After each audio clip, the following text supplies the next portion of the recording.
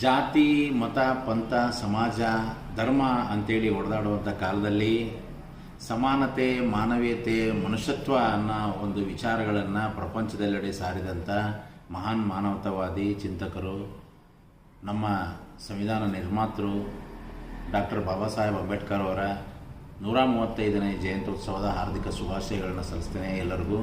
ಸ್ನೇಹಿತರೆ, ಅವರೊಂದು ಮಾತು ಹೇಳಿದ್ದಾರೆ, democracy without education, hypocrisy without limitation ಅಂಥೇಳಿ. ವಿದ್ಯಾರ್ಥಿಗಳು ರಾಜಕೀಯದಲ್ಲಿ ಬರಬೇಕು, ದೇಶ ಬದಲಾವಣೆ ಮಾಡಬೇಕು ಅಂಥೇಳಿ. ಯಾವ ವ್ಯಕ್ತಿ ಜಾತಿ ಮತ್ತು ಧರ್ಮದಿಂದ ರಾಜಕೀಯ ಮಾಡ್ತಾನೋ ಅವನು ಉದ್ಧಾರ ಆಗಿರ್ತಾನೆ ವಿನಃ ಆ ಜಾತಿ ಜನನಾಗಲಿ ಆ ಧರ್ಮದ ಜನನಾಗಲಿ ಯಾವತ್ತೂ ಉದ್ಧಾರ ಮಾಡೋಕ್ಕೆ ಸಾಧ್ಯ ಇಲ್ಲ.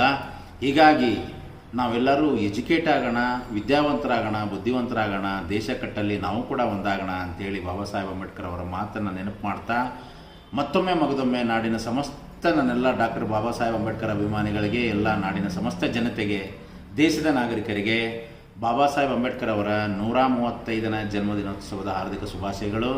ಎಲ್ಲರಿಗೂ ಒಳ್ಳೆಯದಾಗಲಿ. ನಮಸ್ಕಾರ.